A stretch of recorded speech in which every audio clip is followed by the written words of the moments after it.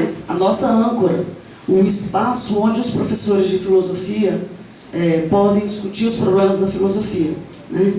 E a inclusão dos professores e dos problemas do ensino médio na ANPOF foi um enorme avanço, porque agora nós podemos trazer os professores do ensino médio, né? Aglutiná-los a essa luta pela filosofia. Então, eu acho que é o momento de nós fortalecermos a luta, e acho que a associação ela vai colaborar sobremaneira. Eu estou pronta para colaborar, porque aí eu acho que a gente pode subir a pedra com mais força. Não sei se com muita velocidade, mas se formos muitos, a gente vai conseguir chegar lá no topo. Eu só gostaria, assim, né, que a gente supor do Adriano hoje, então, abrir aproveitando a fala da Socorro, uma última rodada para quem mais quiser colocar questões, e depois o Adriano... Eu só tenho 2 horas. A gente encerra. Patrícia, mais alguém? Tem que tá joia. Leandro, a Patrícia primeiro, depois aqui.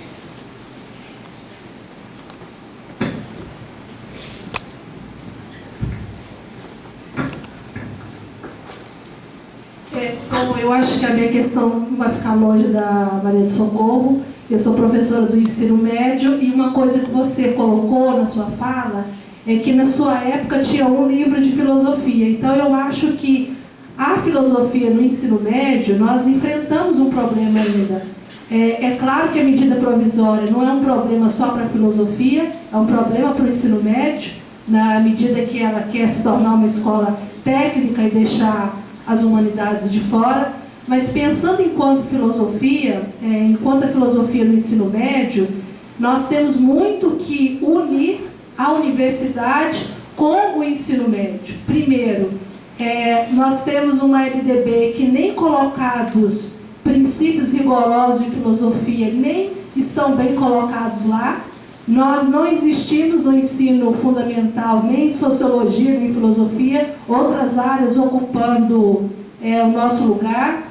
Então, eu acho que talvez um trabalho nosso importante para a filosofia se sustentar no ensino médio, no ensino fundamental, é pensar também a LDB, é pensar, colocar a filosofia, ocupar a filosofia no ensino fundamental, garantir ela no ensino médio e fortalecer ela na universidade, porque uma vez que você esgota a filosofia do ensino médio, ela não existindo no fundamental, ela também será enfraquecida na universidade.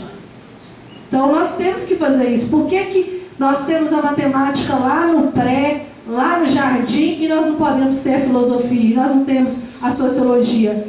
E é algo que, se nós não fizermos, nós da nossa área, nenhuma outra pessoa vai fazer.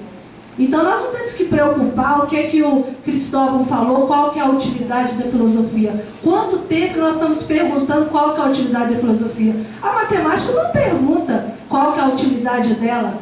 Então eu acho que o papel nosso é ocupar o nosso espaço na LDB de verdade, com o discurso nosso, com o fundamento nosso, nos colocar no ensino fundamental que a gente não existe, fortalecer o nosso espaço no ensino médio, para que as escolas possam aumentar sua carga horária. Nós temos uma aula por semana, nós temos que aumentar isso pelo menos para 2. E aí eu vejo a filosofia fragilizada, a sociologia, a própria língua, que o Estado escolar, vamos colocar o 6º horário agora com o espanhol, vamos tirar, vamos colocar a filosofia agora no 1º ano, vamos colocar no 3º. Não, nós não temos uma democracia ainda dentro do ensino fundamental e médio com as disciplinas. Deveria ter algo na LDB, um regimento, um princípio, que as disciplinas tivessem o direito delas se colocarem de igual modo no ensino fundamental e no ensino médio, para dar essa estrutura de igualdade. Nós não temos que explicar, ficar justificando a nossa utilidade, nós temos que ocupar o nosso espaço.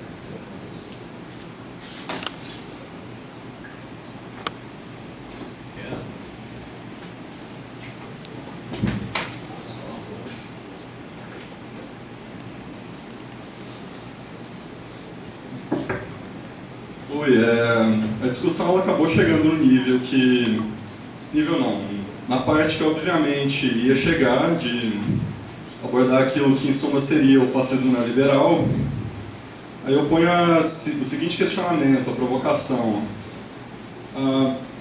Tendo o inimigo muito tão bem definido, evidente, que ficou nessa discussão, então essa retórica liberal, esse engajamento institucional seria pertinente. Que, pelo que eu estou observando, é uma militância triste, parafraseando Foucault, uma militância sem perspectiva.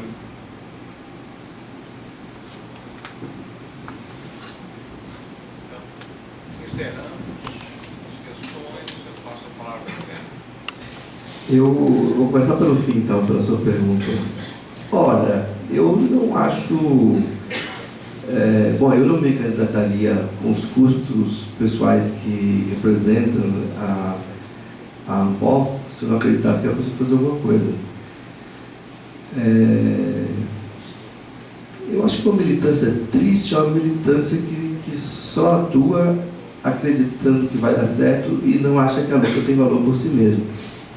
Eu acho que você pode perder todas as batalhas, mas se você constitui poder junto aos seus pares, isso é uma vitória.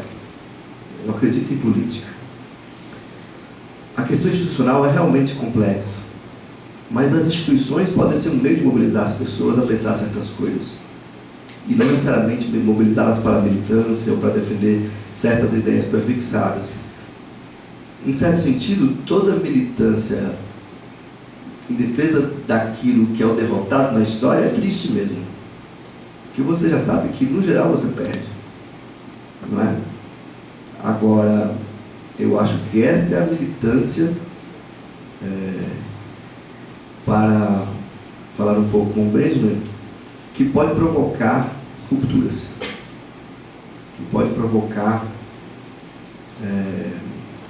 não reformas. Eu não acredito que a instituição seja o lugar. A instituição é um vetor, é um lugar de articulação, de encontro das pessoas, de colocá-las em relação. É assim que eu penso a ANPOF, por exemplo. E a ANPOF tem podido ser isso porque outras pessoas também fizeram. Não estou inventando a pedra. Né? A roda, na verdade. Né? É o ditado. Se eu achasse que não vale a pena, eu não saia de casa, entendeu? Eu acho que vale a pena. E vale a pena a política que perde. Não sei se você conhece a fala do Catão, o romano, senador romano, quando a República foi derrotada pelo Império. Ele diz: a causa vitoriosa agrada aos deuses, a causa derrotada agrada a Catão. E nem que custe a minha vida, como de fato custou, eu vivo sob um império. Então, eu acho que há um elemento decisivo que é as instituições frequentemente emperram os movimentos. Eu não sei se é a isso que você se referia quando falava das instituições, mas há instituições como esta, que foi pensada de um jeito, que foi repensada de outro, que está sendo repensada de outro, que está sendo desafiada a refletir na sua configuração aqueles que se reconhecem nela. Eu acho que uma instituição como essa tem dinâmica suficiente para ser mais do que um entrave. Entende? Se eu não acreditasse nisso, eu não teria corrido esse risco. Né? Embora eu possa te dizer que compreendo, assim, quem luta pelas causas populares, por exemplo, tende a aprender a lidar com a tristeza, porque a derrota é cotidiana, né? Mas se abrem coisas a partir dessas derrotas, abrem possibilidades a partir do engajamento, se abrem possibilidades a partir da constituição de poder, a partir de constituição de comunidade. Entende? Então eu penso assim, uma instituição como essa que eu temporariamente represento. Né? Com relação às observações, eu penso como observações também, né? Bom, a LDB é o que está sendo desmontado, na verdade. Estão assim, discutindo essas questões, a gente está discutindo a LDB, porque a lei de 2008 é, em grande medida, um desdobramento dos princípios da LDB. E foi isso que foi revogado com essa medida provisória que virou lei. Não é? Há um processo de desmontagem aí. Eles cuidadosamente não usaram nem a linguagem da LDB nessa reforma do ensino médio. Uma linguagem cansativa também cá entre nós, em certos aspectos, nos parâmetros curriculares nacionais. Mas os direitos que foram postos ali é o que estão sendo colocados em questão. Né? E aí eu concordo, a LDB está em questão. Não sei se é isso que você quis dizer, mas essa disputa passa por aí. Eu até recentemente, nas várias conversas com os colegas,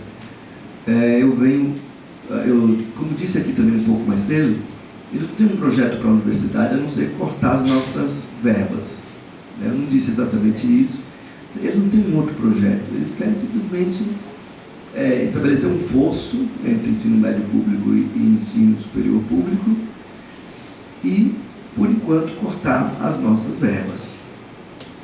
Aí me vem essa coisa assustadora. Aliás, o Paraná tem nos assustado há um bom tempo. De todo lugar tem vindo coisa ruim, mas no Paraná tem assustado muito no que diz respeito à educação. Esse governador deles lá. E o que ele está agora fazendo com as universidades paranaenses em risco de fechar? Eles estão usando uma chantagem anticonstitucional. Ele não libera as verbas se eles não aceitarem abrir mão da autonomia universitária. Eita, surgiu um projeto. E aí pronto, surgiu um projeto para nós. Porque a autonomia universitária faz com que eles cortam as verbas, a gente se rearranja, passa apuro, não é? Corta uma coisa, corta outra. A gente não aguenta muito mais tempo no esquema dos últimos 3 anos, não aguenta mesmo. Mas a gente tem pagado a conta de luz, negociando aqui e ali, passando apuro. No caso nosso, chegaram a cortar a energia lá em Goiás. Então, a gente teve que correr para a CEL e falar, não, parcela, né? 3 milhões de conta de luz e tal. Mas é isso, você tem autonomia universitária.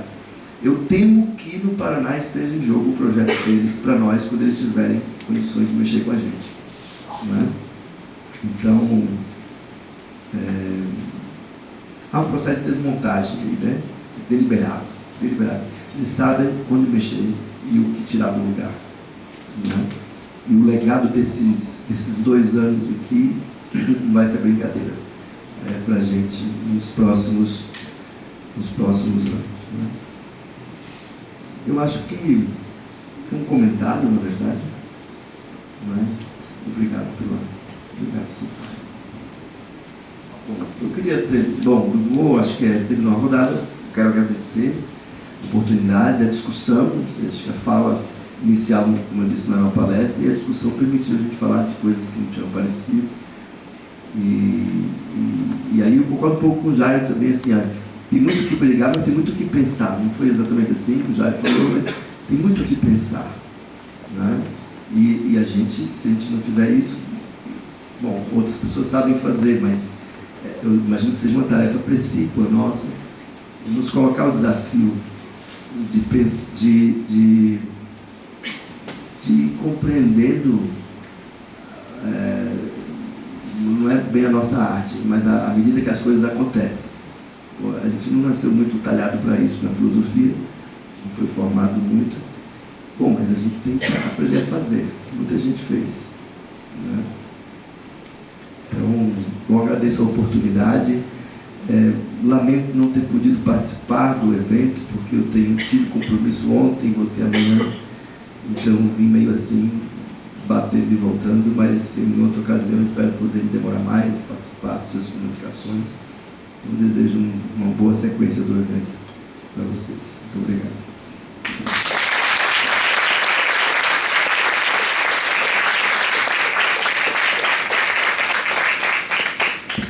Agradeço o senhor Adriano Correia, que está há quase 12 horas atendendo às nossas solicitações ininterruptamente.